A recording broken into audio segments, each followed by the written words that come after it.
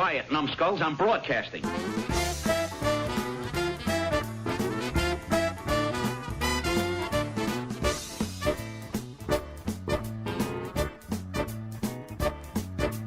And welcome into this episode of the Stoogecast with our very special guest, Bill Cassara. My name is Cory Udler, and I am your host here on the Stoogecast. And Bill Cassara has a new book out called Ted Healy, Nobody's Stooge. And I know Ted Healy is kind of a polarizing figure in all of Stooge history among fans. And I think a lot of it goes back to Larry Fine's brother's book, Stooge in the Middle, and also the Mel Gibson movie from about 14, 15 years ago. Really paints Ted Healy as being a real jerk. But, of course, Ted had his demons, and we'll go into all of that. But it's really fascinating stuff once you look into the career of Ted Healy and where the Stooges fit into the career of Ted Healy. And, of course, Ted Healy passing at a very, very young age, and some nefarious circumstances, potentially, maybe, surrounding the death of Ted Healy. And we will talk to Bill Cassara, author of Nobody's Stooge, Ted Healy, right here on the Stoogecast, right after this.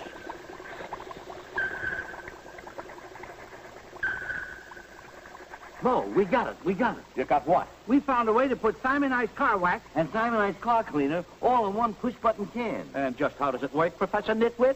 Come on, we'll show you. Come on, we'll show you. Come on, Now look, it squirts on. You push the button. See? And then what? You spread it around and let it dry. And it's really Simonized, is it? Watch this. Sure, it's Simonized. Look at that shine.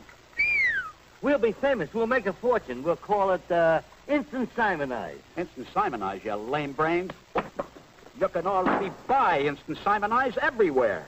Instant Simonized? They thought of it too? Simonize thinks of everything.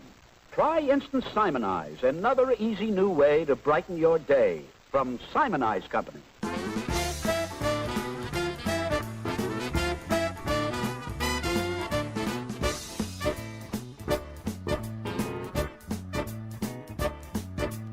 Welcome back to the Stoogecast, and it is now time to welcome in our very special guest on this episode, author Bill Cassara. Now, Bill has written a book called Vernon Dent, Stooge Heavy, but his brand new book really sheds a lot of light on one of the most polarizing figures in all of Stoogedom, Ted Healy.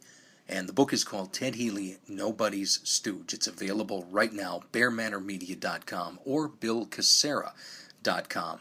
And please welcome in Bill Cassara. Thanks so much for taking the time out and being on the show, Bill. Thanks for asking, Cory. It's my pleasure. Speaking about your book, Nobody's Stooge, Ted Healy, there's a polarizing figure in Stoogedom.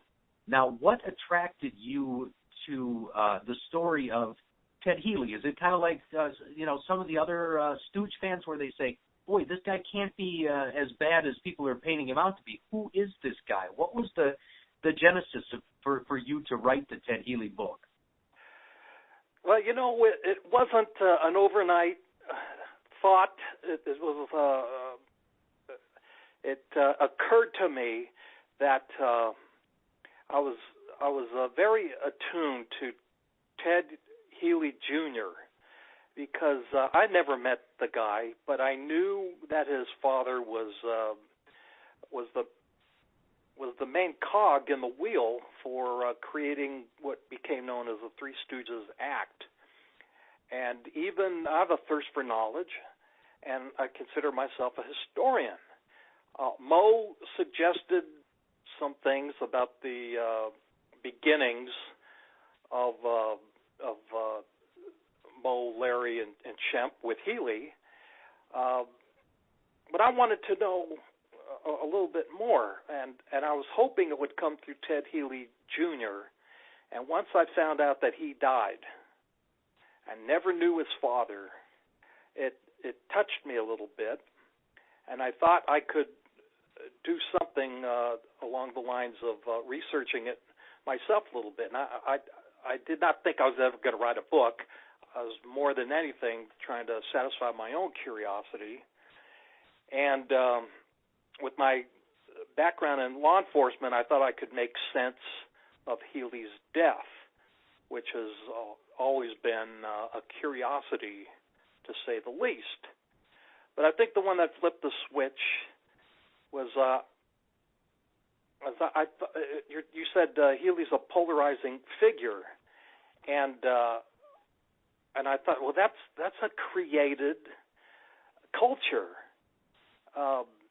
Believe it or not, 35 years ago, people didn't think that way. It was only since the publication of a few books after Moe died that used Healy as a kind of a whipping boy. And I don't know why. We should be tipping our hats to him. And another thing that I don't think people realize is how big of a star Ted Healy was. Not just a big vaudeville comedian, not just a song and dance man. Ted Healy was what we would consider today a huge, huge star. Yeah, thank you for bringing that up. I also think that's a very important point, and I wrote about it in the book. If we could think of, say, 1927, where Ted Healy was starring in the Broadway A Night in Spain, he had Shemp with him only, and of course he was, if you think of a variety show or as an MC, Healy was all that. He carried the show on his back, and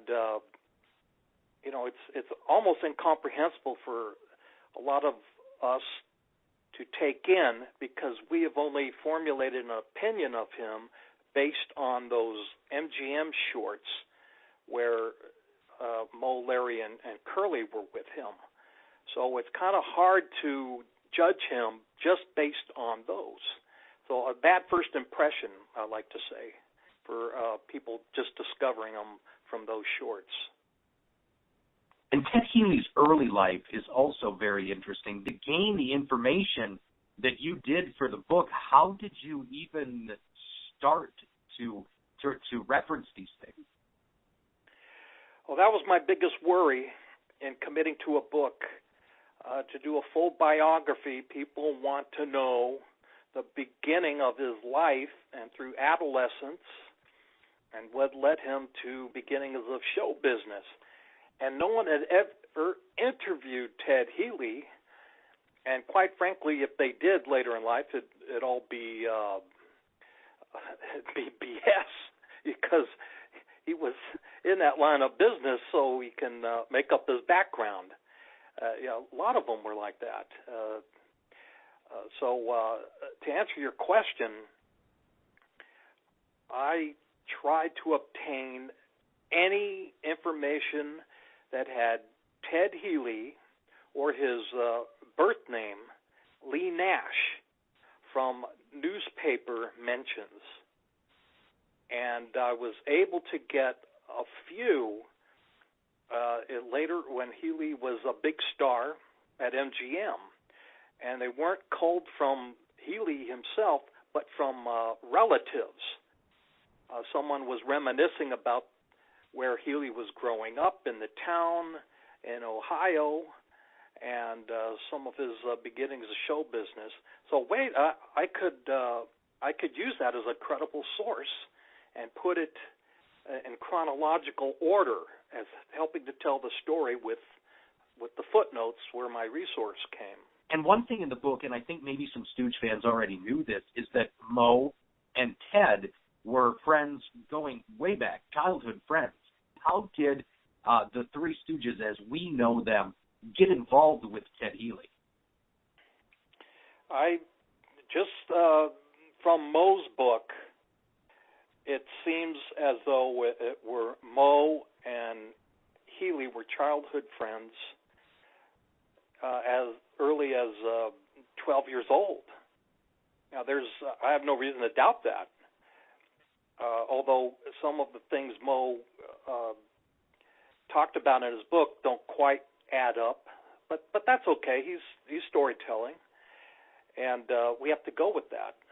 So we do know that if he was close with Moe, then Shemp was probably right there too.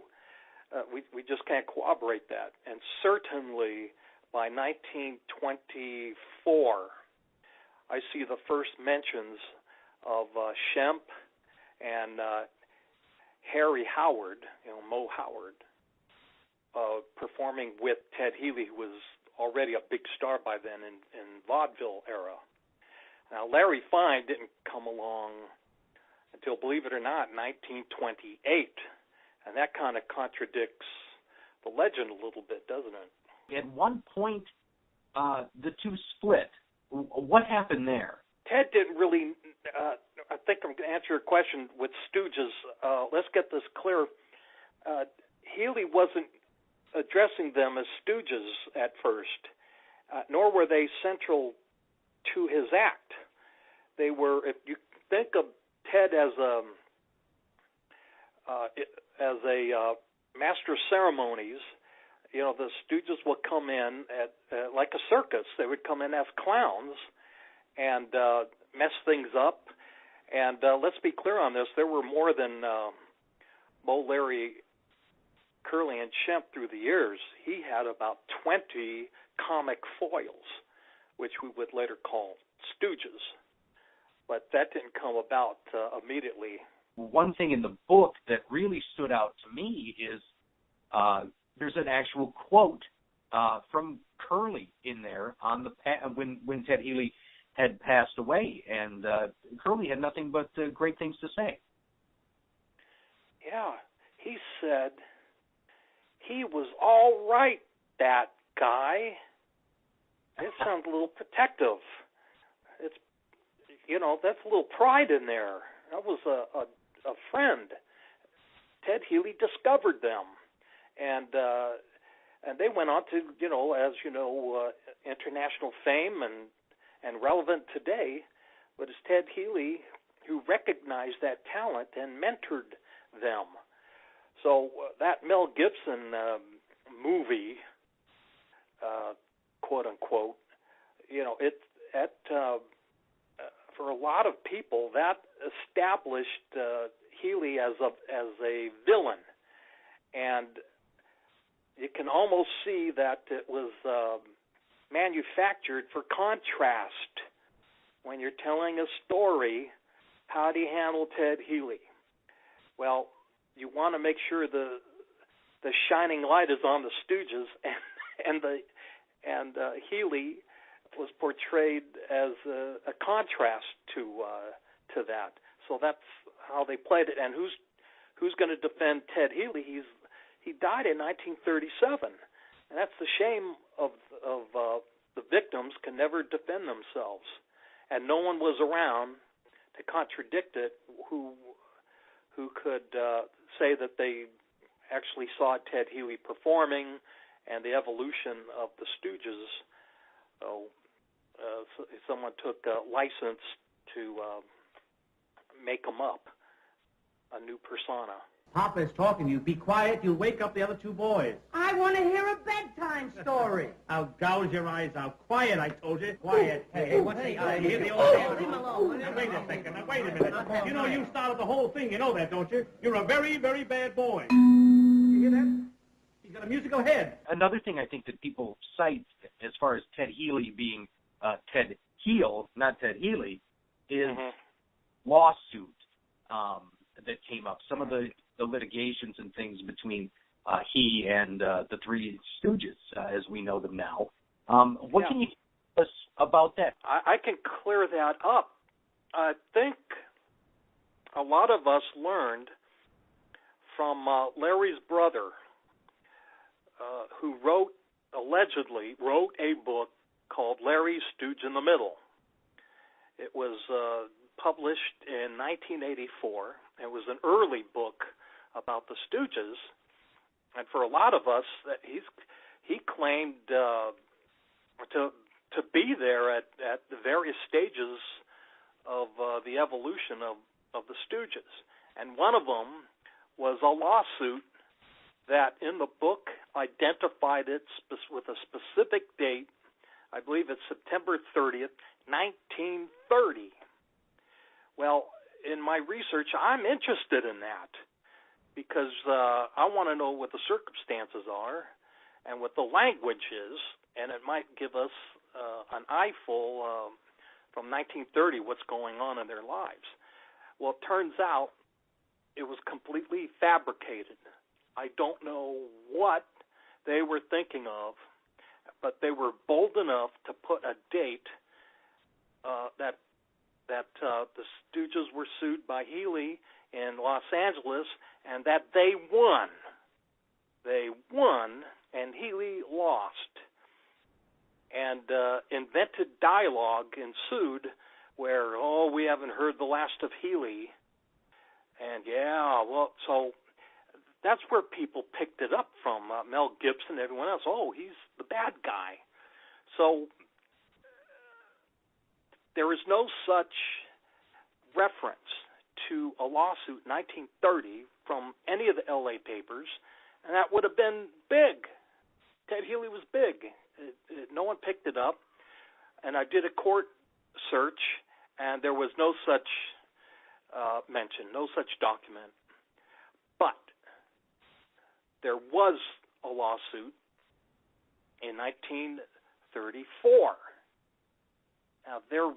Now that's the interesting one, because we had learned what Healy was paying them, and the whole rub for Healy, if you can imagine, he's been a producer since the early days, where he was the boss. He hired support.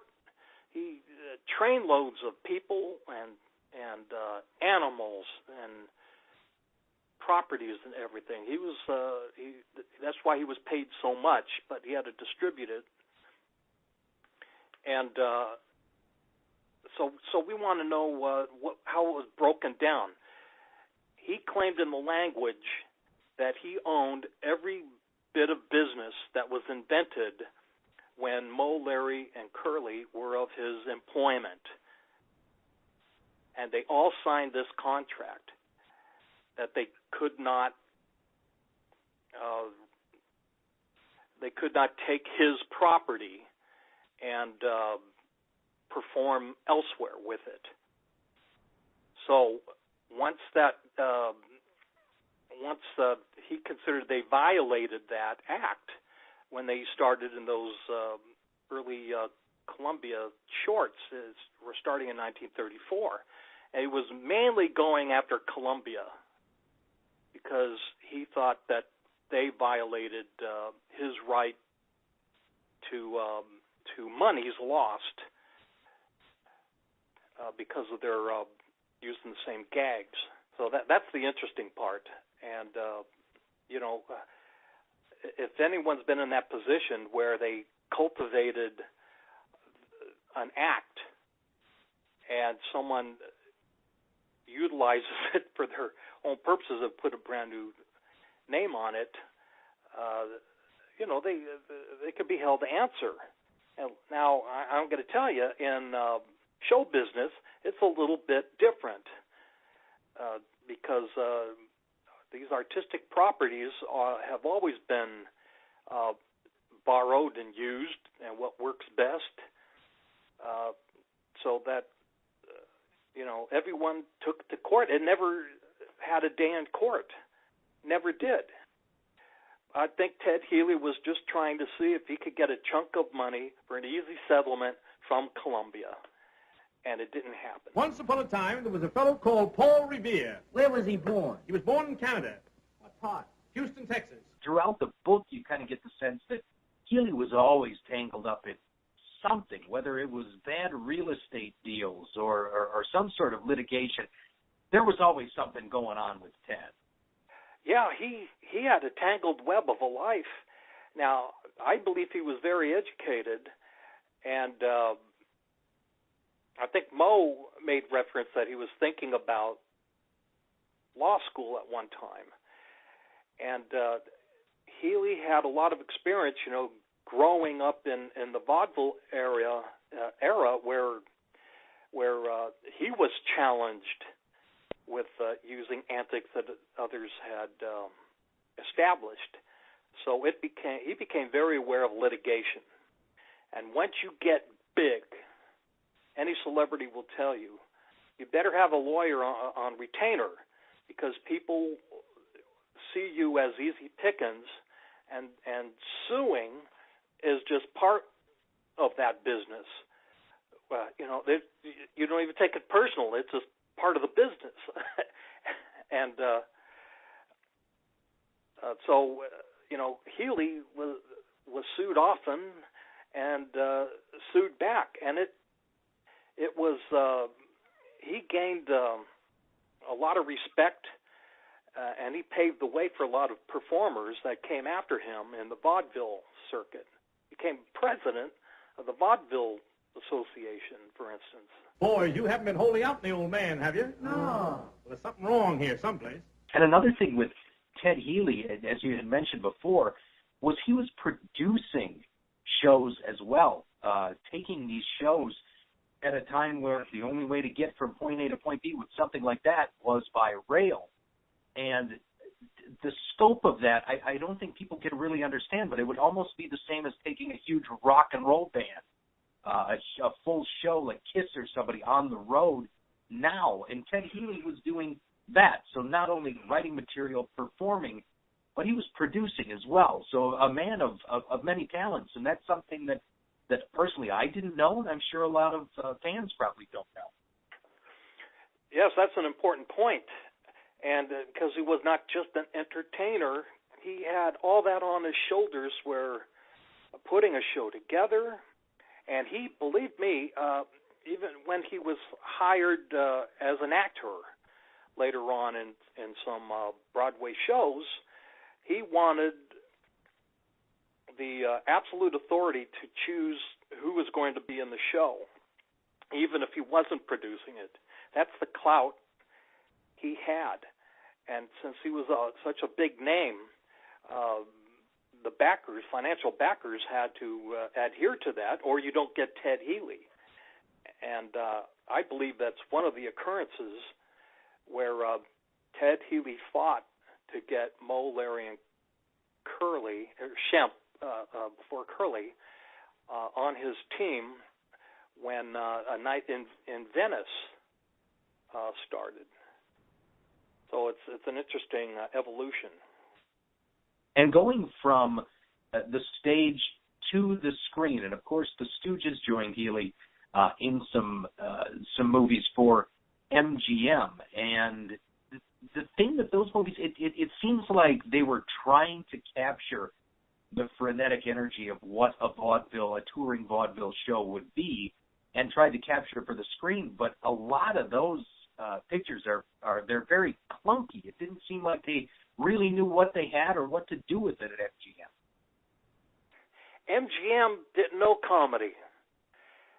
It's been well established, especially in that era of 1933. What they gave now, Healy was the big name, and Healy was smart enough to take to Hollywood with him Moe, Larry, and Curly. And the material they had wasn't terrific. I mean, they had essentially pieced together footage that was on the cutting room floor, and they thought Ted Healy as an MC would be able to introduce it and have some business going on. You know, there were a few different aspects of that, but that was their training ground. That was the period where MGM heads were deciding if, do we want these guys as four Marx Brothers, or do we just want Ted Healy? They probably weren't very sure on what to do with Moe, Larry, and Curly, and this was actually pretty common. If you think of Jimmy Durante, he was in a trio, and they offered Durante the contract, and so this was Hollywood business, nothing to take personal. it just didn't work out for the way they wanted it. And one thing I've always suspected, but the book confirms it in a way, is that Ted Healy, I think, saw something in Moe and Larry and Curly, and it almost seems like he was aware, number one, that they would probably break off at some point and go do something, but it seemed like he was almost grooming them to break off and do bigger things. Did you kind of find that? Is that accurate? Yes, that's a very good point. You can imagine he would groom, say, Shemp in the beginning as a professional laugher, or more importantly, a heckler. That voice echoing throughout, and then, of course, it evolved where he might take them on stage and do a couple of bits, left it in, and their roles grew and grew. So, yes, he mentored them into what he needed out of the act. And like I say, if you think of them as clowns coming in at different intervals, they could be the three new men, apologizing to the audience that three of his people quit and left. So we have three people that are coming in to replace them. I don't know what they got. Yeah, I'm just ad-libbing what Ted Healy would do. And so they'd come in, and the audience wouldn't expect much. And, of course, it was all planned, but it would look spontaneous. And so you'd have catastrophes, and Ted Healy would react being outraged about it, and they would accidentally put him in peril, and he might retaliate, and then their own pecking order, they'd retaliate against each other. It was fresh stuff. There was physical humor before, established by, the old-timers, Weber and Fields, for instance, where they would do the eye poke and belly sound with a bass drum. But Healy freshened these things up, and he had his choice of people, and it seems like he culled Moe, Larry, and Shemp specifically. And as long as they're agreeable and with the pay, you could rise with them. So Soup to Nuts was a different era, and maybe we should explore that a little bit. What can you kind of tell myself and the listeners about that movie, Soup to Nuts? It was thought of as Rube Goldberg was a very famous cartoonist, and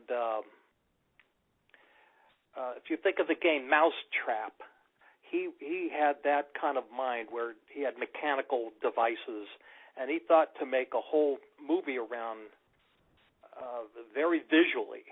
It's a kooky movie by Fox, and of course Shemp, Moe, and Larry were with Ted, but they weren't the Three Stooges yet. They were more interesting faces, and the whole movie is filled with people that looked very unusual. Larry and Shemp kind of fit right in on that, and that's what Healy was looking for. Oddly shaped with their haircuts and demeanor, and their short of stature. That's what he was going for. The one that was recently found, Hello Pop, it seemed like MGM had the Stooges always playing Ted Healy's sons.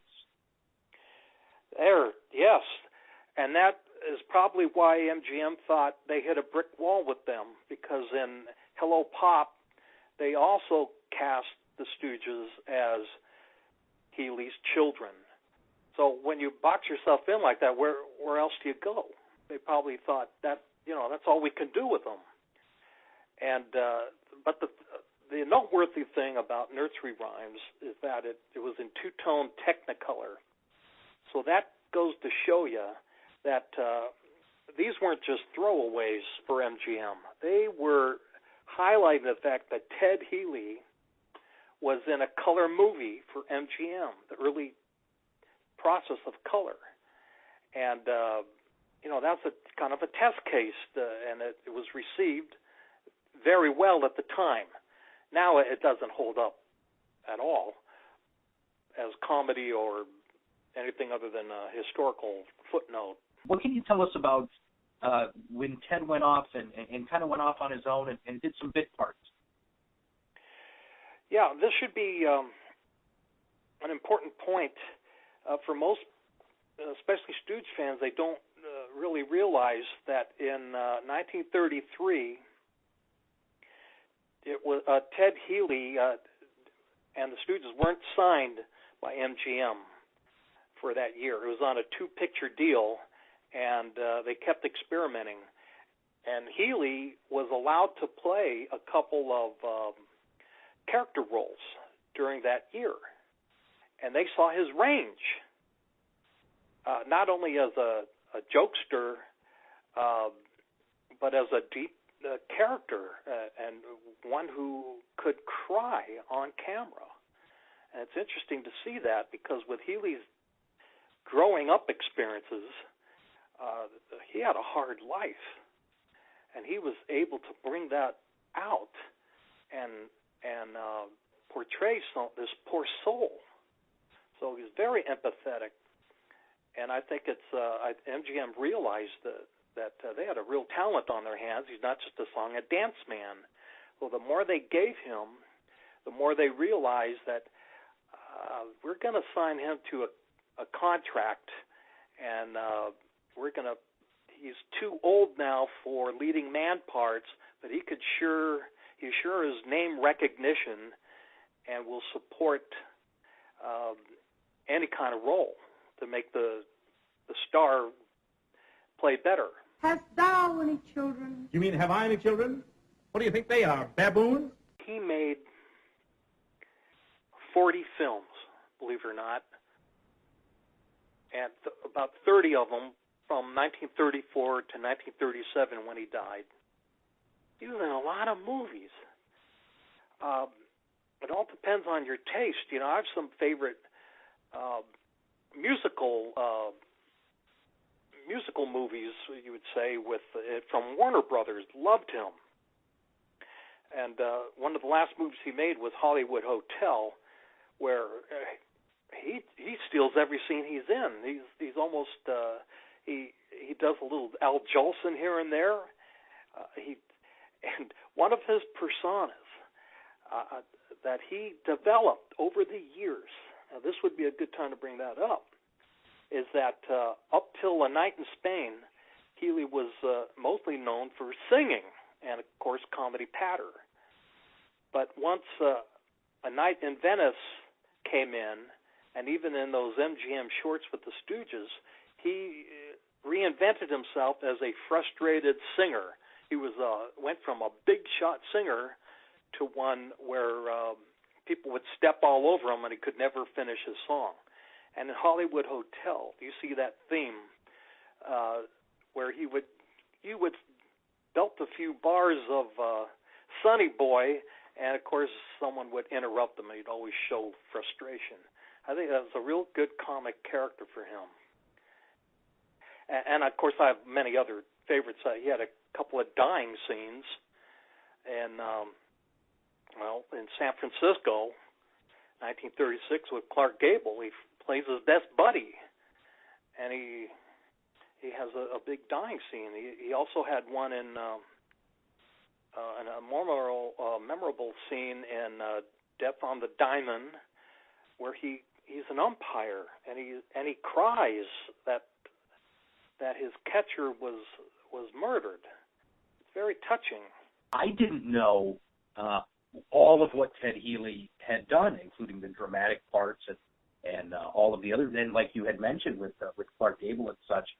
And not to go back to that point, but it really does speak to how highly studios thought of Ted Healy, and not only that, what a big star he was, which leads us to a good point. Now the Stooges are gone on their own. Ted's doing his parts in various movies to obvious success.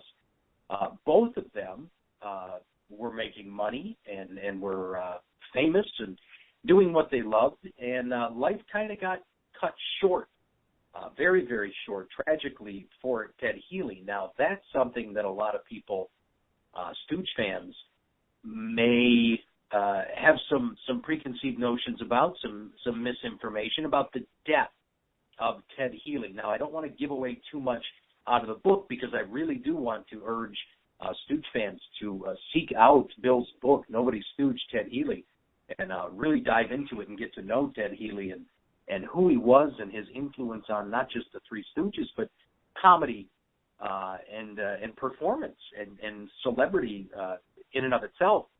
But his death has always been a point of contention, almost one of those where, dare I say, it's a little conspiracy theories going into it. Now, how did you approach trying to get the truth about the death of Ted Healy? How did you approach that for the book?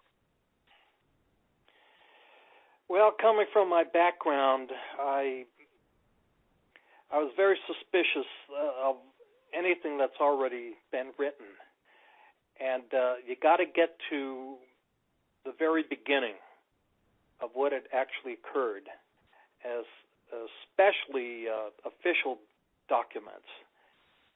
Now, 1937, you have a Hollywood celebrity who dies comparatively young, 41, in Hollywood, surrounding by the fact that he was allegedly beaten the night before, and that was hot news, not just in Los Angeles.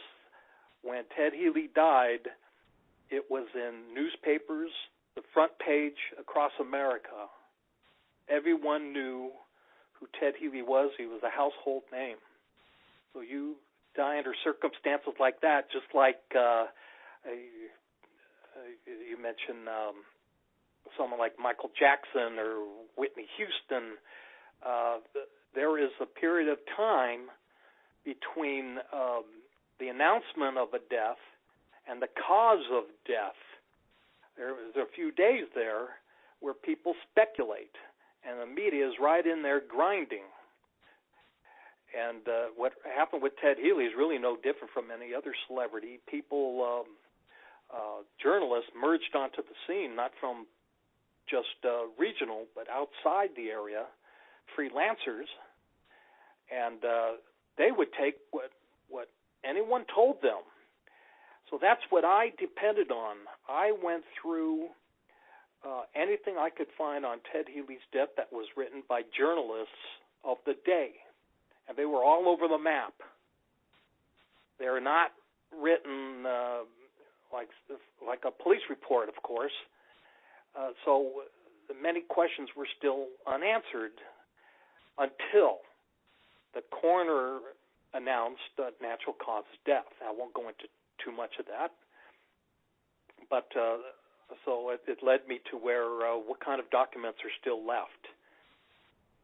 So I was able to piece together, exactly what happened. I would have loved to have been able to determine a true conspiracy and bring that to the forefront. I have to keep my eyes open, but it was very clear that from the very once the coroner established natural causes, and I was able to corroborate it through other sources, then there really was no mystery, and the journalistic accounts by that time where they were convinced as well. It became a very sad story because he died days before Christmas, and you had his young wife with his 4-day-old son left to fend for themselves.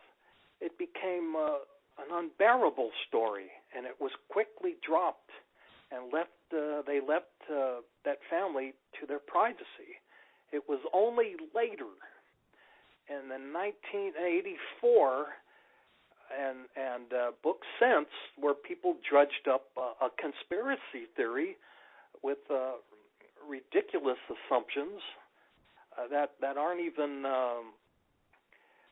I mean, it's a real stretch to connect the dots, but some people thought they could connect Wallace Beery to murdering Ted Healy and have MGM have complete control over that situation from law enforcement.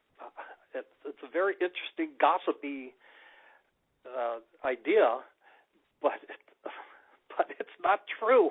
We must bring up the fact he was struck. Not only is there, we see the coroner's photo of a cut over his eyebrow. That did happen. I devoted in the book is the person that up to that was Cubby Broccoli, who is later known, of course, to be the producer of all the James Bond movies.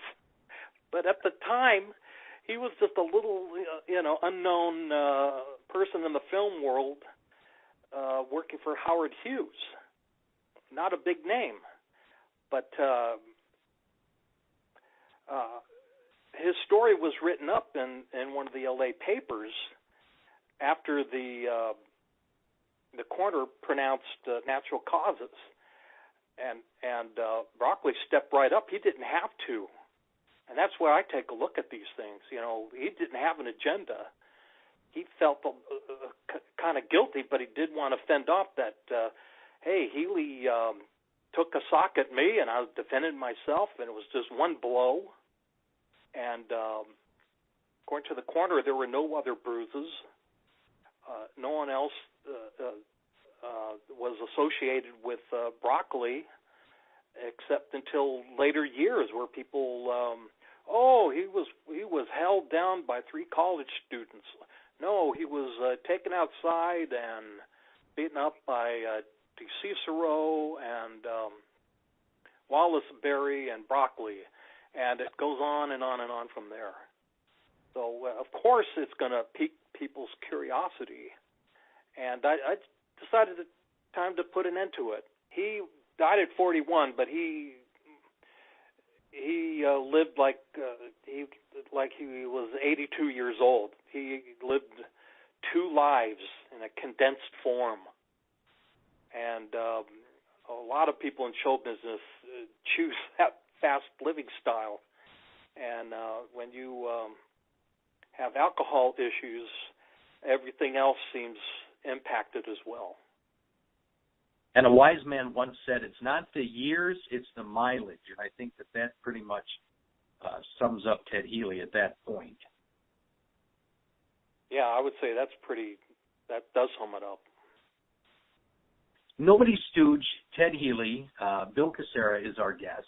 Now, where can someone procure a copy of the book? And this is, and just to give my recommendation on the book, I mean, absolutely thorough. Not only that, but includes filmography, and it's very, very detailed, and it's obviously a labor of love. And I think Stooge fans, whether they have a preconceived notion of who and what Ted Healy was or not, this is a really fascinating book, not just for Stooge fans, but for fans of entertainment of the time and entertainment today. Where can somebody pick up a copy of the book?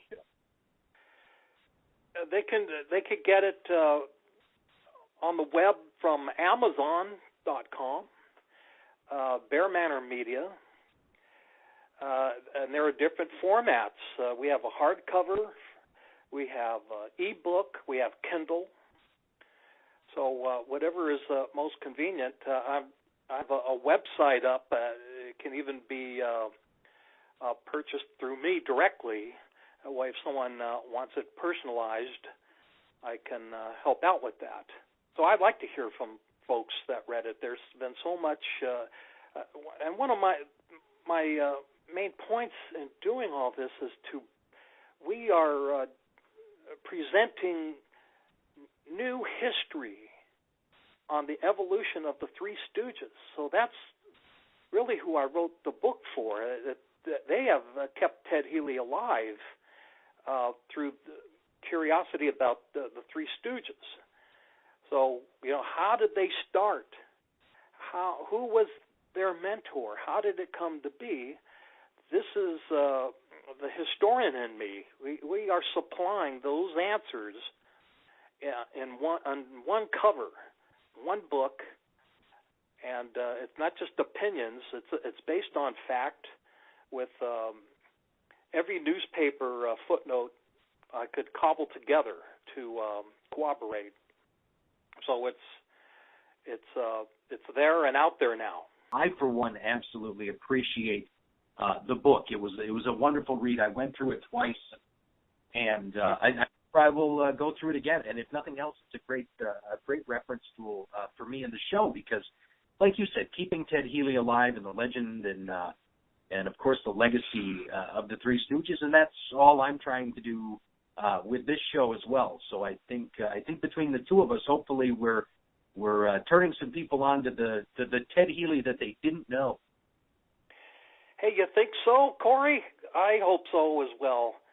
And it gives me great satisfaction for people like you and for people that want to know history to find out. Because I took 3 to 4 years of my life putting this together.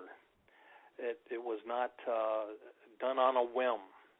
So I certainly enjoy the fact that people will take the book to heart. It's not propaganda. It is the missing legend of the Three Stooges.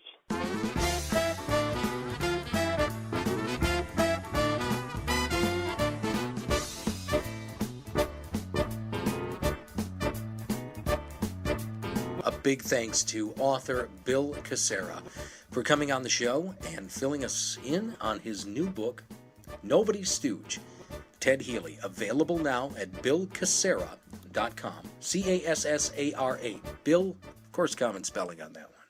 BillCassara.com. And Bear, B-E-A-R, Manor, M-A-N-O-R, Media, BearManorMedia.com. That's another place to find it. And, of course, there's Kindle versions. You can get them for just about any device. So there's no excuse not to check out Bill Cassara's book, Nobody's Stooge, Ted Healy. It's available everywhere now. If you go through Bill's site, you'll get a nice personalized copy of the book there. Now, we're transitioning to our next episode, and our next guest, again, will be Bill Cassara.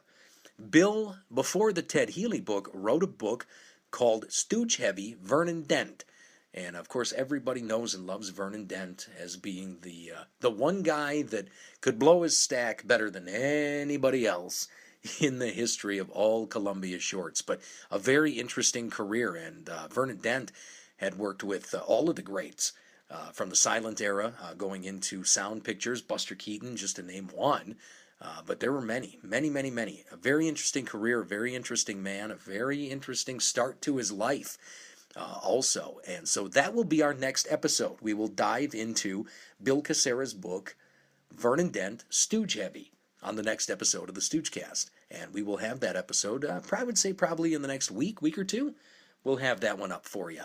So until then, be sure to check out BillCassara.com, BearManorMedia.com, and read Nobody's Stooge, Ted Healy, for a really fascinating look at not just Ted Healy and not just the genesis of the Three Stooges, but also just of the vaudeville days and what it was like to be not just a big comedian, but a big star back in those traveling days of the vaudeville scene.